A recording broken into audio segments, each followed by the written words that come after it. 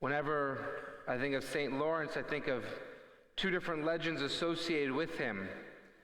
The first one comes to do with the Perseid meteor showers, which you can see nowadays in the sky. I remember when I was a kid, we would be at camp, and oftentimes in France, it'd be sleepaway camp, and we'd always see the meteor showers. And in Europe, they're often called the tears of St. Lawrence.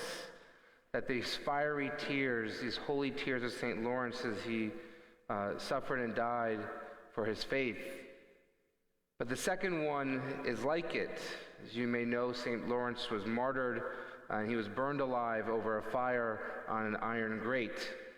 And so goes the legend that as he was being burnt alive on the iron grate, he was filled with such joy and strength by our Heavenly Father for being able to give his life over, one of our first martyrs and the first deacon martyr for the faith, to be able to say, I'm done on this side, turn me over.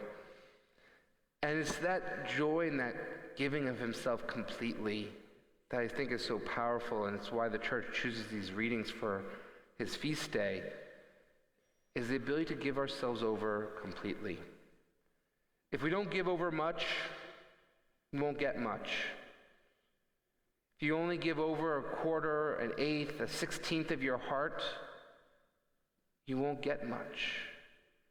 If you give yourself over completely to God, all of a sudden you'll find that miracles happen. And so we need to be those people who are willing to let go of our lives completely, who are willing to say that it's not my will, but your will, God, be done. And you have to do it joyfully. So we heard in St. Paul's letter, no one wants to hear you say, I'm giving over everything for God, and it's so tough, and it's so miserable, and it's awful. No, we have to be like St. Lawrence. And when we've given over our life, and we feel like we've given over everything we have, all right, I'm done on this side. You can flip me over now. Let's get the other side over to you. To be able to do that with such joy. See, because if we don't give over ourselves joyfully, if we feel like someone's had to take it all from us, if I'm going to church and I'm doing the prayer out of just a sense of only obligation, out of just a sense of like I'm afraid and fearful of hell, there's no joy. Our Holy Father speaks about people who preach the gospel with joy, Evangelii Gaudium.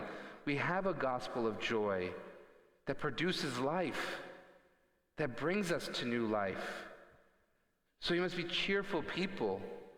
When we give over ourselves and it hurts, and it does, give over yourself financially, give over yourself of your time, give over yourself of your talents, working hard. It can ache. It can ache the wallet, it can ache the bones, it can ache our energy.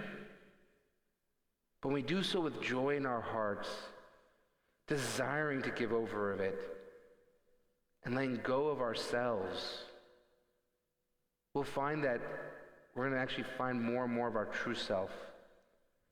Because our true self does not lie in preserving everything and holding on to my heart just in case maybe it gets hurt. You're not going to find yourself there. Rather, if you give yourself completely, you place your whole heart right there into Jesus' sacred heart. Let go of it completely. That's why even in my vestment I have the Sacred Heart when I wear it for martyrs. Give over yourself completely into his Sacred Heart, letting go of everything, saying, get me on the other side, do everything, take all of who I am. There you will find yourself truly, for you will find yourself as being one in relationship with Jesus Christ, filled with joy.